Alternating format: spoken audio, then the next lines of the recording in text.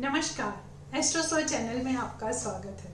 मैं डॉक्टर शेफाली गर्ग आज आपसे बात करूंगी निर्जला एकादशी व्रत की। जैसा कि नाम से ही स्पष्ट है, निर्जला एकादशी का मतलब हुआ एकादशी के दिन किया जाने वाला ऐसा व्रत जिसमें आप जल ग्रहण नहीं करते हैं। इसी वजह से इस व्रत को कठिन तप और साधना के बराबर महत्व दिया गया है। प्रत्येक वर्ष ज्येष्ठ माह की शुक्ल पक्ष की एकादशी को निर्जला एकादशी का व्रत किया जाता है। इस माह एकादशी तिथि का आरंभ 1 जून दोपहर 2:57 पर होगा और 2 जून दोपहर 12:04 तक निर्जला एकादशी का व्रत होगा। परंतु सूर्य उदय की तिथि लेते हुए हम 2 जून को यह व्रत करेंगे और व्रत का पारण 3 जून को सुबह 5:23 से 8:18 तक करने का समय है। हिंदू पंचांग में प्रत्येक माह में 2 एकादशी आती हैं। इसी प्रकार लगभग साल में 24 एकादशियों का महत्व है। सभी एकादशियों का अलग नाम है और उसके पीछे एक अलग कारण भी है, परंतु सभी एकादशियों में श्री हरि विष्णु की पूजा का महत्व है। और यदि आप सभी 24 एकादशियाँ बहुत अच्छे विधि विधान से करते हैं तो बहुत ही अच्छा है। परंतु निर्जला एकादशी के विषय में मान्यता है कि यदि आप केवल निर्जला एकादशी का व्रत पूरे विधि विधान से कर लेते हैं तो बाकी 24 एकादशियों का व्रत का फल भी साधक को मिल जाता है। इसको एक नाम भीमसेनी एकादशी भी है।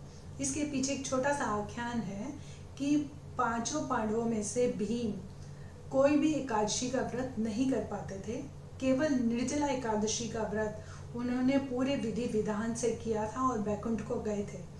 इसी वजह से इस एकादशी को भीमसेनी एकादशी या पांडव एकादशी भी कहा जाता है। बात करते हैं व्रत की सोच की। हमारे ऋषि मुनियों ने जितने भी व्रत और त्योहार बनाए हैं वो उस समय की ज़रूरत के हिसाब से, हमारे देश की परिस्थितियों के हिसाब से बनाए हैं। मतलब हम हर त्योहार के पीछे कोई ना कोई वैज्ञानिक सोच बहुत रही है। निर्जला एकादशी की हम अभी बात कर रहे हैं क्योंकि ये ज्येष्ठ के माह में आती है और इस माह में गर्मी अपने प्रचंड रूप में होती है।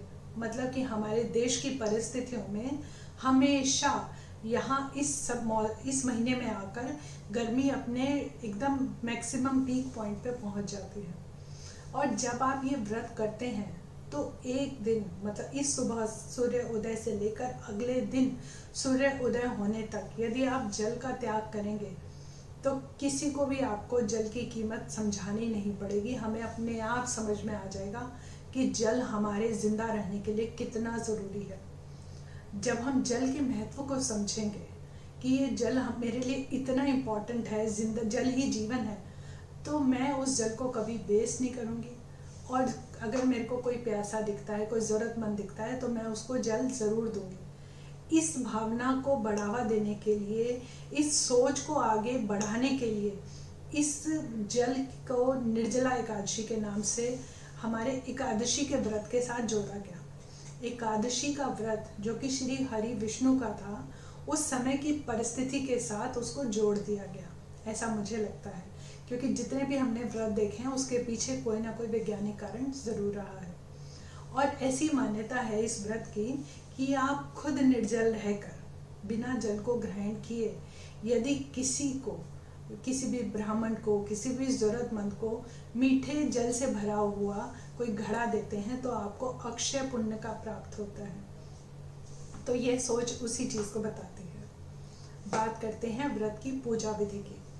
तो आज के दिन सबसे पहले सुबह उठकर सूर्य देव को जल दें, उनसे प्रार्थना करें, अपने सुरक्षित रहने की कामना करें और ओम सूर्याय नमः का पाठ करते हुए तांबे के लोटे से जल दें। उस तांबे के लोटे में आप थोड़ी सी रोली और लाल फूल डाल सकते हैं। उसके बाद आप अपने घर के मंदिर की सफाई करें और श्री हरि विष्णु को पीले रंग बहुत पसंद है तो आप आज के दिन उनको पीले फूल, पीले फल चढ़ाएं, उनकी आरती करें, पूजा करें और आप पूजा के बाद अपने सामर्थ्य अनुसार दान करें। आपका अन्न दान कर सकते हैं, गर्मी में इस्तेमाल होने वाली चीज़ें दान कर सकते हैं, जैसे कि आप पानी का कोई घड़ा है, पंखा है, जूते चप्पल हैं, वस्त्र है, जो भी आपके सामर्थ्य के अनुसार अच्छा लगे आप वो दान करें। क्योंकि ये हमारे वीडियो का अंत हम करते हैं कुछ छोटे टोटकों के साथ जो आज के दिन के लिए बहुत आपको लाभकारी हो सकते हैं। तो सबसे पहला दान आप क्या कर सकते हैं, नमक का दान। अपने बुरे समय को दूर हटाने के लिए नमक का दान अति उत्तम दान है। सेकंड आपको क्या करना है कि आज के दिन पीपल के वृक्ष को जल से सींचें, क्योंकि पीपल के वृक्ष में श्री हरि विष्णु का वास होता है। तो आप वहाँ जल से सींचें, दीप दान करें और प्रभु विष्णु से अपनी विश मांगें या उनको अपनी तकलीफ बताएं। तीसरा काम आपको क्या करना है कि जब आप अपने घर के मंदिर में श्री हरि विष्णु की पूजा कर रहे हो तो आप कुछ सिक्के, जो भी अच्छे 5 या 10 या जो भी कुछ सिक्के ले जाकर प्रभु के चरणों में रखें और ओम नमो भगवते वासुदेवाय नमः का 11 माला का जाप करें। फिर आप उन सिक्कों को वापस उठा लें और अपने पर्स में रख लें। आपका पर्स कभी खाली नहीं होगा, पैसों से भरा रहेगा। एक चौथा और लास्ट उपाय हम क्या कर सकते हैं कि शाम के समय माँ तुलसा के समीप 2 दिए जलाने हैं, एक देसी घी का और एक सरसों के तेल का। जो सरसों के तेल का दिया होगा उसमें 9 बाती जलानी है और जो देसी घी का दिया होगा वो इस तरह से जलाएं कि वो पूरी रात जलता रहे।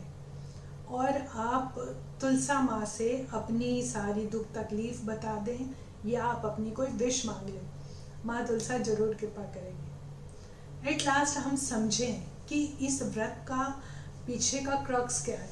तो मेन है ये श्री हरि विष्णु की कृपा पाने का दिन है, उनकी पूजा का दिन है, किसी ज़रूरतमंद को उसकी हेल्प करने का दिन है। बुराइयों से बचें, अपने आप को बेहतर बनाएं। हमारा ज्योतिष भी यही कहता है कि आप समय की चीज़ को समझें और अपने आप को बेहतर बनाएं। हम अपने जितना भी हम मंत्रों का जाप करते हैं, हम अपने ऑरा को क्लीन करते हैं, हम दी बेस्ट बनते हैं। उम्मीद करती हूँ कि मेरी ये बात सबको अच्छी लगी। धन्यवाद।